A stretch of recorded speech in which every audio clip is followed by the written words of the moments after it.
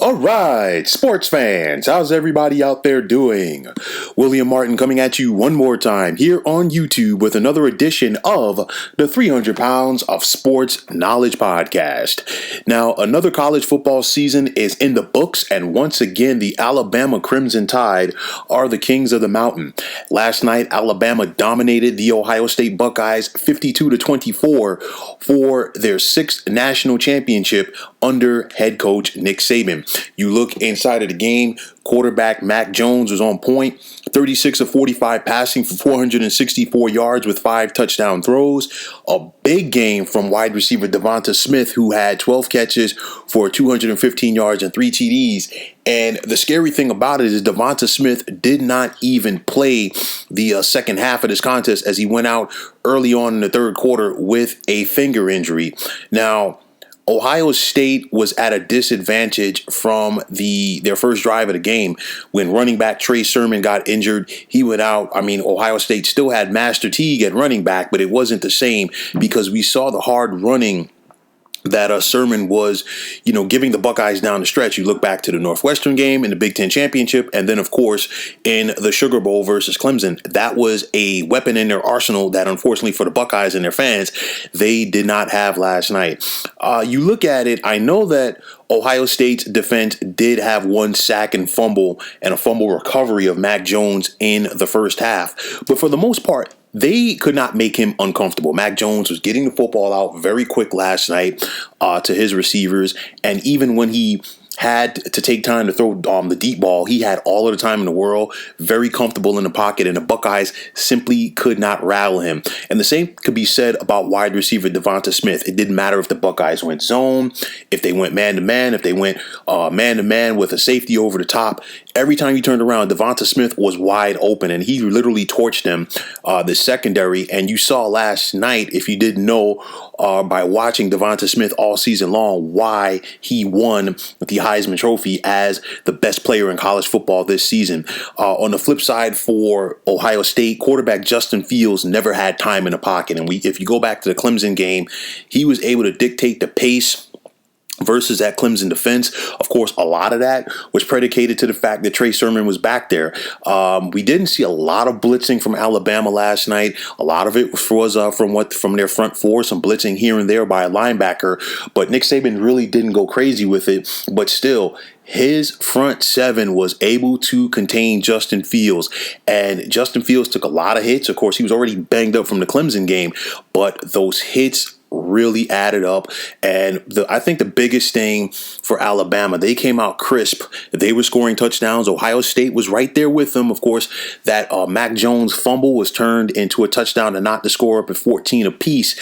But for me, the game changed in the first half when it was 21-14 Alabama. That was right after the Mac Jones fumble. They came right back down and scored, and then Ohio State was driving, and then they had to settle for a field goal, and it looked like it was going to be one of those games at first to see whoever blinked first was probably going to lose. Ohio State did blink. It was 21-17.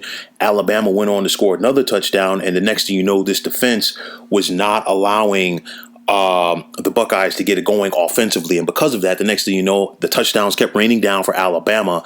And then before you knew it, Ohio State found themselves in a deficit that they were not able to overcome.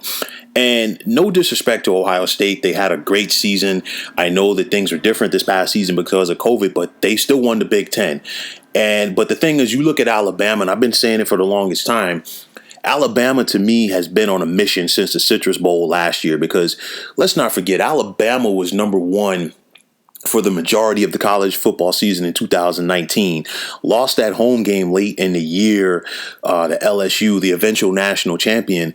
Alabama still had an opportunity to get to the playoff. And then, of course, Tua Tagovailoa got hurt. Mac Jones got his first start of the season in the regular season finale at Auburn.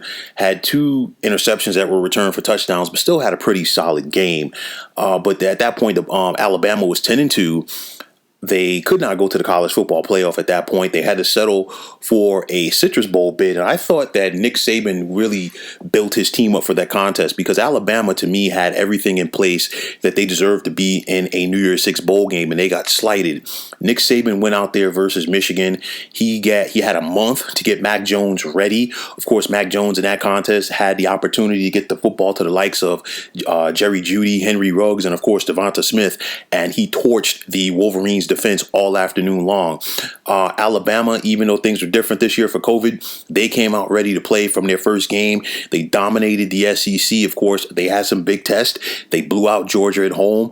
They were able to hold off Florida in the SEC championship game. We saw what they did to Notre Dame in the Rose Bowl this season, but I really think that their 2020 college football season began at the Citrus Bowl last year in Orlando, and this right here was just, they started the momentum here and it just kept cascading week by week, game by game, and the culmination of that was last night. And I think this adds to the already growing legacy of Nick Saban in Tuscaloosa, 6 national titles at Alabama, and of course 1 at LSU in 2003. But you look at this guy and what he's been able to do in this era, and he's an older coach, constantly losing assistant coaches. People are constantly trying to sway recruits from not going to Alabama because Saban is older, but guess what?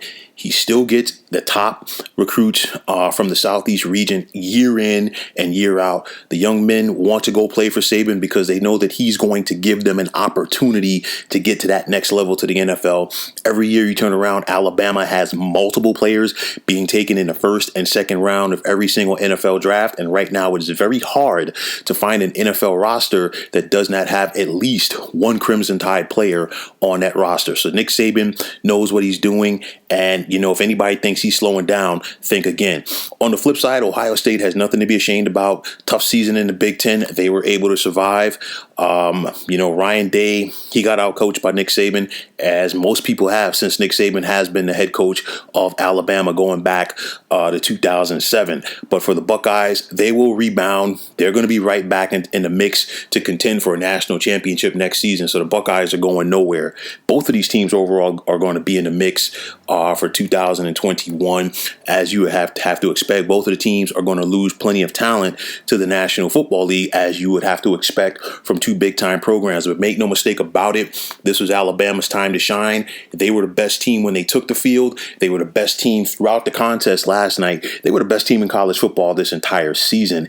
And when you put all of that together, nobody should be surprised that Alabama won. And more importantly, nobody should be surprised that Alabama won this game, rolling away as the Tide simply were rolling. So, folks, that is going to wrap it up. And as always, I want to take this time out to thank you for tuning into the 300 Pounds of Sports Knowledge podcast here on YouTube.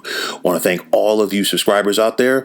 And if you have not already, please feel free to subscribe to this channel. Now, if you're on Twitter, please feel free to follow me at 300 Pounds of Sports. And like I always say, if you follow me, it'll be my pleasure to follow you right back. There's also the sports discussion group on Facebook at the Sports Depot 365. You can check it out. Drop a line and be a part of one of the better sports debating sites going on social media. So once again, fine folks, my name is William Martin. Take care and have yourselves a wonderful day.